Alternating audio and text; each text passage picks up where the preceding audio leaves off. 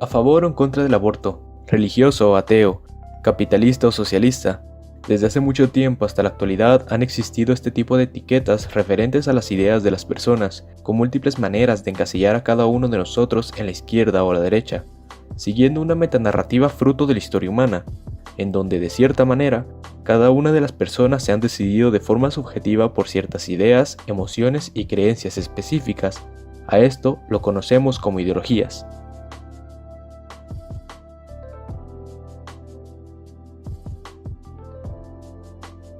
Cuando hablamos de una ideología, también nos referimos a la manera que cada uno de nosotros tenemos para interpretar la realidad, es decir, nuestra cosmovisión.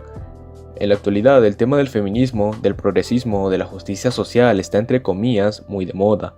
Países en donde estas ideologías cobran un auge importante como en Argentina o en España, fruto también de su magnitud en otros países del primer mundo, como por ejemplo Estados Unidos y Canadá, hacen que esto se promueva a diversos países hispanohablantes, como pasa recientemente con México, o incluso países de Centroamérica y Sudamérica que se encuentran con otro tipo de problemáticas al mismo tiempo.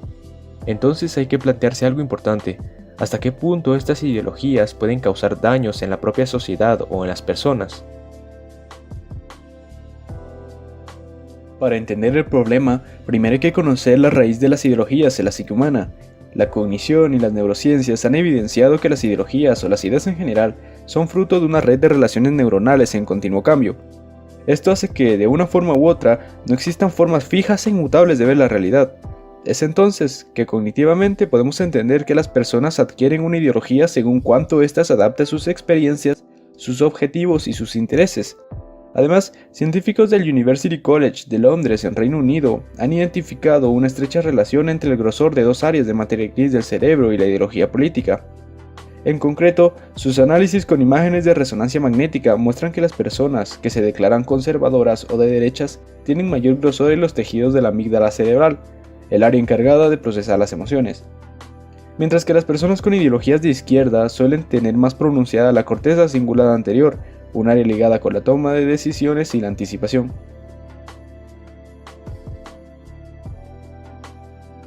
Existe evidencia histórica de los problemas que surgen al llevar una ideología a lo radical.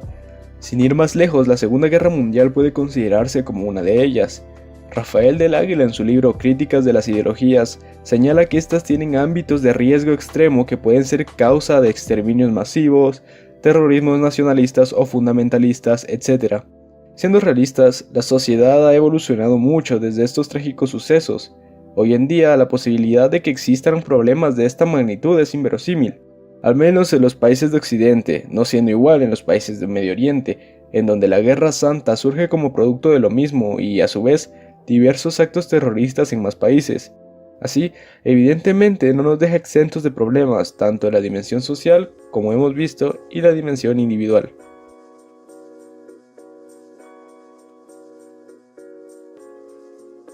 A nivel individual, las ideologías pueden llegar a sesgarte de una manera muy negativa para el desarrollo personal. Desde el sentirse aludido por cualquier comentario referente a tu conjunto de ideas, hasta la incapacidad de aprender nada nuevo por la supuesta realidad inobjetable de tu postura. Esto puede provocar mucha incomodidad o incluso ansiedad.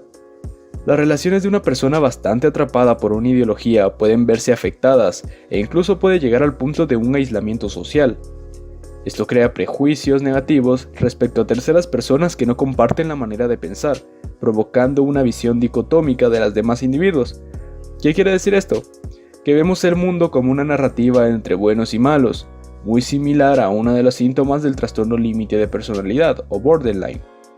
Es entonces cuando vemos los típicos debates interminables en Facebook, Twitter o diversas redes sociales. Y esto no estaría mal, siempre y cuando se apelara a la función intrínseca del debate, la exposición de ideas diferentes, o al menos se siguiera una jerarquía, como la propuesta por Paul Graham, por ejemplo. Sin embargo, esto está bastante lejos de la realidad, al menos en la mayoría de casos, en donde solo vemos dos personas sedientas de tener la razón. Por ende, es más común encontrar los típicos comentarios como «Ja, normal de estos socialistas muertos de hambre» o «típico esclavo capitalista conformista», que encontrar personas realmente atraídas por el aprendizaje, por la comprensión o por el eclecticismo. ¿Quiere decir entonces que tener un pensamiento o una ideología es malo? Por sí mismo no. No se trata de caer en una condición posmoderna negando verdades evidentes por apelar a un relativismo extremo. Más bien, se trata de una manera en que una persona sana e intelectualmente competente pueda guiarse a través de su visión del mundo, la sociedad o la vida en general. Por supuesto, esto no implica eliminar la capacidad que tenemos para matizar la información. En otras palabras, tú, el ateo irrefutable que reniega una y otra vez la existencia y la utilidad de cualquier entidad religiosa, ¿has pensado alguna vez que dentro de lo que denominas un género literario como es la Biblia, te pierdes de enseñanzas que, diferenciando claro las coherentes de las dogmáticas, puedes aplicar a tu desarrollo personal y elevar tu espiritualidad? ¿O no te interesaría en algún punto de tu vida poderte relajar meditando como lo hacen los budistas, por ejemplo? ¿O tú, cristiano devoto, estás dispuesto a perder toda enseñanza filosófica enriquecedora por el hecho de diferir con la visión de tu iglesia o tu pastor? ¿La ciencia te parece irrisoria o poco creíble por tocar temas que tu Dios no aceptaría como correctas? Simplemente existen circunstancias en donde seguir al pie de la letra una ideología sin aprovechar tu capacidad de razonar libremente te esclaviza a lo que ya conoces, te aparta del conocimiento externo valioso y te encierra en una burbuja de confort ideológico. Ese es el punto que ninguna idea, creencia o pensamiento debería llevarte. Afortunadamente, existen diferentes formas de evitar este sesgo cognitivo o tratar con personas que lo presentan. Algunos pasos básicos para esto serían el evitar pensar en extremos, es decir, solo bien o solo mal, y prestar más atención a los matices o a todos esos detalles que puedan ser mínimamente comprensibles. Es importante también que evitemos ver la acción muy por encima de la intención. Por ejemplo, cuando nosotros estamos argumentando o estamos debatiendo, solemos ver el por qué es que lo estamos transmitiendo, en lugar de solo ver qué es lo que estamos transmitiendo.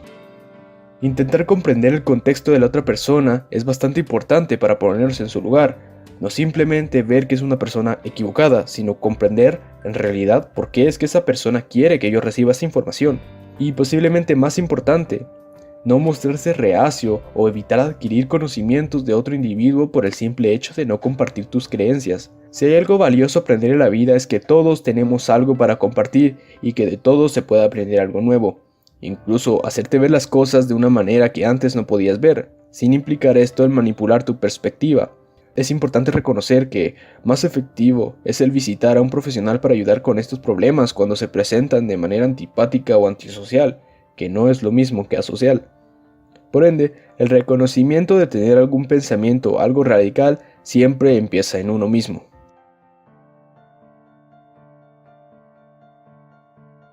Yo soy Locus y espero te haya gustado mi video. Suscríbete si quieres ver más videos sobre sociología, filosofía, psicología u otros temas de interés general. Un saludo y no pierdas el control.